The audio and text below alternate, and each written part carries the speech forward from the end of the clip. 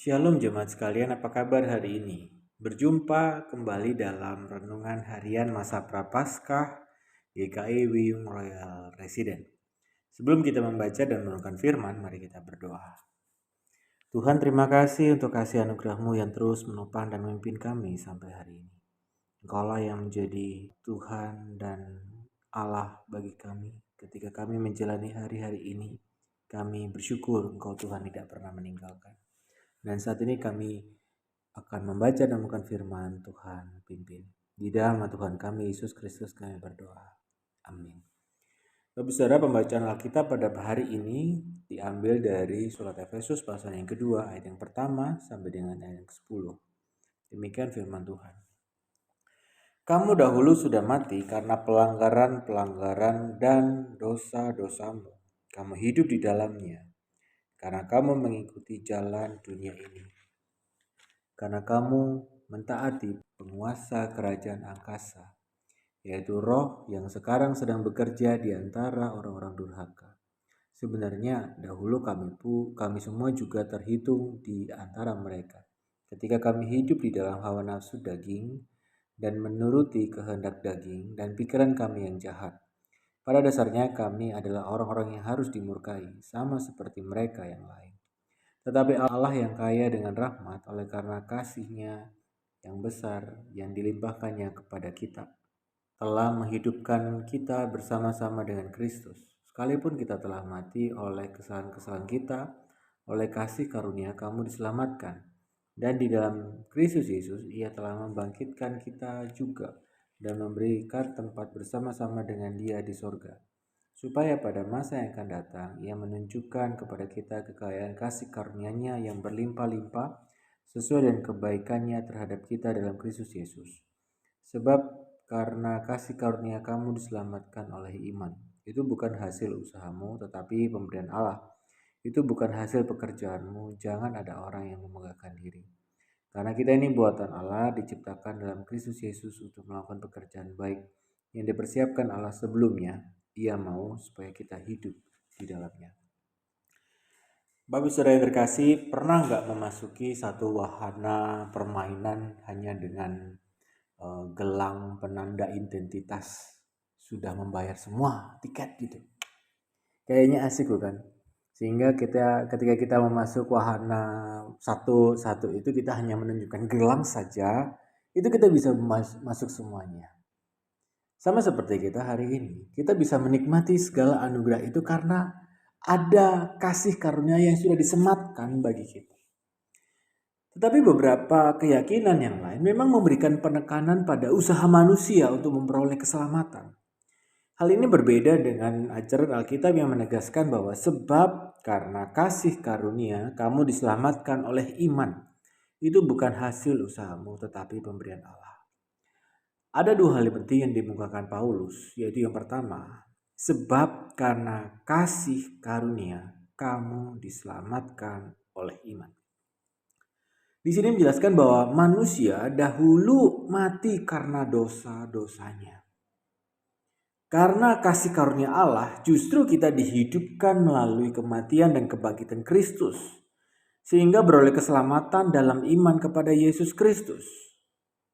Dulu kita bukanlah apa-apa. Bahkan dulu sebelum kita percaya pada Yesus Kristus, bagian kita hanyalah neraka. Bagian kita hanyalah kematian kekal. Tetapi ketika kita mengenal Yesus Kristus, kita beroleh kasih karunia. Dan yang menariknya, yang kedua yang Paulus tekankan adalah, itu bukan hasil usahamu, tetapi pemberian Allah. Artinya adalah, keselamatan yang kita terima hari ini itu bukan semata-mata karena upaya kita, karena baiknya kita, karena rajinnya kita ke gereja, bukan itu. Sehingga tidak ada alasan bagi kita untuk menyombongkan diri. Wah, aku ini udah siap nih masuk surga ntar lagi nih. Tidak ada alasan bagi kita untuk bernada sombong kepada orang lain. Karena keselamatan yang kita terima semata-mata karena anugerah dan pekerjaan Allah sendiri. Dan menerima kasih karunia ini tidak berarti kita dapat hidup terus-menerus dalam hawa nafsu duniawi. Kita nggak bisa hidup menurut semau kita sendiri. Hidup menurut kehendak daging. Hidup dengan pikiran-pikiran yang jahat. Yang penting saya sudah percaya Yesus, nanti masuk surga. Kalau nanti ya kedapatan gitu, ya biasalah gitu. Tetapi Yesus menghendaki setiap anak-anak Tuhan menyadari keberadaannya sebagai orang yang telah diselamatkan. Sadar bahwa kita adalah orang-orang yang sudah dikasihi, yang sudah dibersihkan, yang sudah dipulihkan untuk hidup kudus dan hidup benar. Tidak ada lagi dosa dan murka Allah bagi kita. Karena sama seperti orang-orang di luar Kristus yang akhirnya akan menerima penghukuman kekal. Bapak Ibu sudah terkasih, Rasul Paulus mengingatkan kita bahwa orang-orang yang diselamatkan Allah adalah milik Kristus. Sebagai milik Kristus, Allah mempersiapkan kita, Anda dan saya, untuk melakukan pekerjaan baik. Pekerjaan ini Allah sudah siapkan sebelumnya. Pekerjaan ini Allah sudah setting sebelumnya, sudah di set up sebelumnya bagi kita.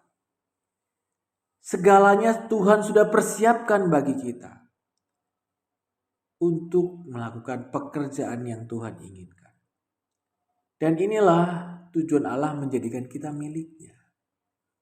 Segala kebaikan yang telah diterima akan diteruskan kepada orang lain, supaya mereka juga mengalami kebaikan Tuhan. Artinya adalah Anda dan saya sedang dipersiapkan untuk menjadi cerminan Kristus. Karena Anda dan saya sudah diselamatkan di dalam anugerahnya. Mungkin ada yang berpikir, di mana kita dapat meneruskan kebaikan Allah ini kepada sesama? Di mana saya bisa lakukan? Bapak saudara, dimanapun bisa. Di rumah. Mulailah dari rumah. Di pekerjaan. Mulailah dari Anda. Di dalam kehidupan setiap hari. Mari kita nyatakan demi kemuliaan nama Tuhan. Dan itulah hidup yang meneruskan kebaikannya. Mari kita berdoa. Bapa kami di surga, terima kasih. Engkau yang telah menyelamatkan kami. Engkau yang telah memberikan keselamatan, kasih karunia itu untuk kami bisa nikmati hari ini. Mampukan kami untuk kami melakukan pekerjaan yang Tuhan siapkan sebelumnya. Melakukan pekerjaan itu semua dengan baik. Dan biarlah anugerah-Mu Tuhan yang memampukan kami. Karena kami lemah, kami tidak berdaya. Ajar kami untuk kami boleh memuliakan nama-Mu dimanapun kami berada. Terpujilah nama Tuhan. Ini syukur kami, doa kami di dalam Tuhan kami Yesus Kristus. Amin. Bapak saudara, tetap semangat menjalani hari ini dan selamat menghayati masa Prapaskah. Tuhan Yesus memberkati.